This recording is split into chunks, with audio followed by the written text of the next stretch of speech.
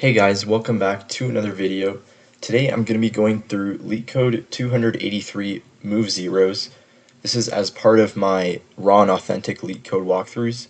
So I haven't done this problem, I have no submissions, and I haven't even read the problem, so I'm just going to give it a try right now. So given an integer, this is an easy problem.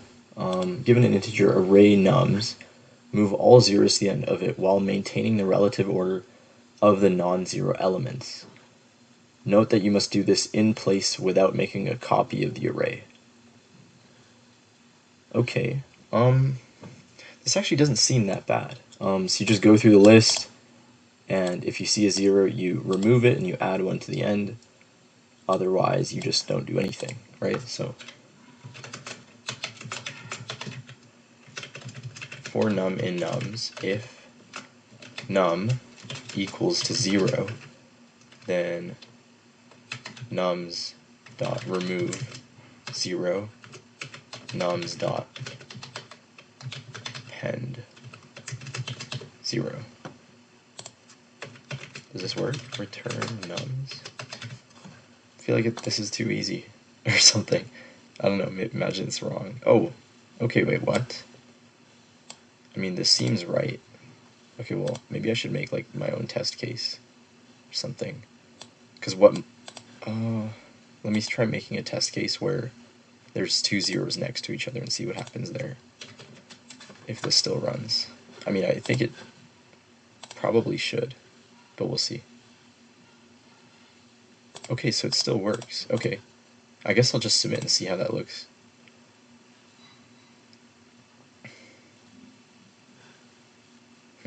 Okay, I mean, like, it works, but it's kind of slow because I believe, yeah, removing it, like, if you think about, yeah, because this could be O of n squared, because what I'm doing is I'm going through the list, the array, but also when I remove it, that action is also O of n, and I could be doing that for every single value in the array.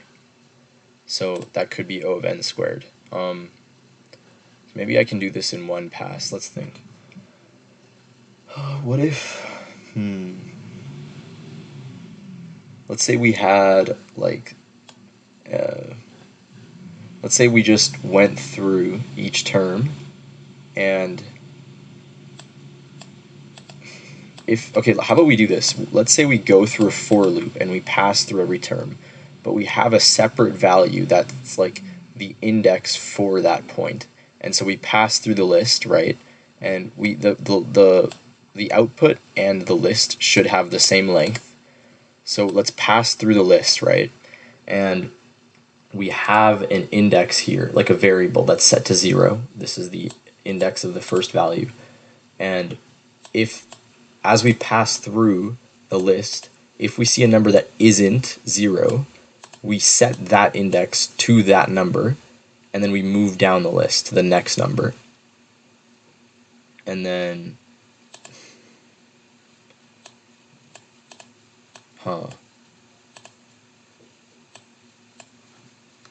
and then what do we do? Let me think. So 0, we see that this is a 0. We don't do anything. Okay, no, this makes sense. This makes sense. So the index is here, right? We're gonna go, but the for loop is completely separate. So we're gonna be on 0, and we're gonna be like, we're not gonna change anything with that. Then we're gonna come to 1, and we're gonna be like, oh, let's change this value to 1.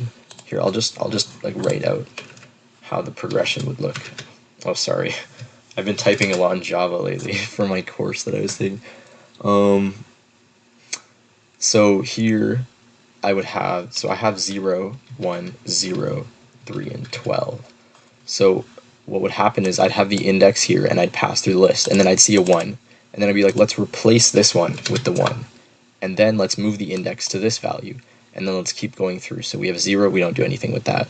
We see a 3, now we change this to the 3, and then now this is our new index, so we just increment the index every time we find a value that isn't 0. And then we see the 12, and now we change the 12 to this, and then we increment again. And now what we do we have another, I guess, a while loop for like the rest of the list, while the index is less than the size, so that it goes through the rest and just replaces all these values with 0. I think that's a good way to go about solving this problem, because that solves it in one pass. So hopefully the time complexity should be quite a bit faster. So let's see. So let's just set like the value to just be like index, I guess. And then we'll say for num in nums, and we'll say if num is not 0, so it's not 0, then we go to nums and we change the index value to that number, and then we increment the index by 1. Okay. And then at this point, this will get us to this point, and our index is going to be here. And then what we have to do is we have to say while index less than length of nums, while the index is less than the length of nums, we just simply replace nums index equals to 0, and we increment index. So what should happen is this will turn, so index here in this case is 0, 1, 2, 3, and the size is 5, so this is 3. The index here is 3, so it's gonna be like, oh, this is true, so we're gonna return this, so we're gonna change this to 0, and then we're gonna increment the index to this. The index now is 4, which is also less than 5, so then it's gonna change this to 0, and then it's gonna increment, I guess, to like here, I don't know. It's gonna be outside of the bounds of this, and then it's gonna be like, oh, now we're greater, so now we can just like return nums. I think how these types of questions work, where like you can't change the, like I don't even think I really have to say return nums, as long as the list is being changed. But let's see if this works. Okay, beautiful. Okay, let's see if the code for this is good.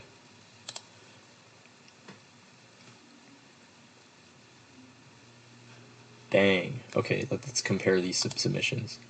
616. Yeah.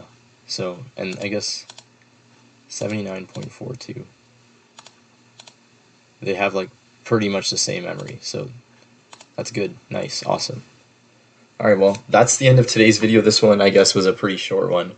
Not too difficult of a problem. That was LeetCode 283 move zeros, an easy problem. And yeah, that's it for today's video. If you guys think there's a better way to solve this one, I solved this one in 2 separate ways. Please let me know down in the comments below. And that's it for today, and I will see you in the next one. Bye-bye.